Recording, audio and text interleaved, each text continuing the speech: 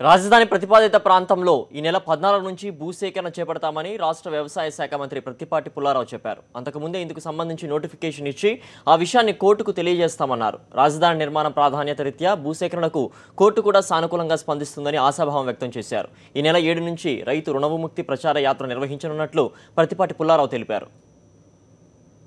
ఒక్కటి కూడా కదిలియడం లేదు. మేము గ్రామం ఎక్కడ కదిలించాం.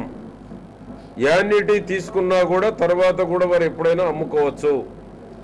యాన్యుటీ ఈరోజు తీసుకున్నా నెక్స్ట్ ఇయర్ ఈ 10 ఏళ్లలో ఎప్పుడు అమ్ముకున్నా కూడా అమ్ముకున్నటువంటి వారికి కొన్నటువంటి వారికి బదిలీ ఇస్తున్నాం. ఎక్కడ కూడా రైతుకి పూర్తి స్వేచ్ఛ ఉంది కనుక కోర్టుకు వెళుతున్నారు. కోర్టుకు వెళ్ళినటువంటి వాళ్ళకి ఏ రకమైనటువంటివి వచ్చినాయి వాళ్ళు భూమిగా ఉంచుకుంటామంటే ఉంచుకోమంటున్నారు. దాని మీద ఒక డెసిషన్ తీసుకుంటాం. రేపు కోర్టులో మేము కూడా కౌంటర్ వేస్తున్నాము.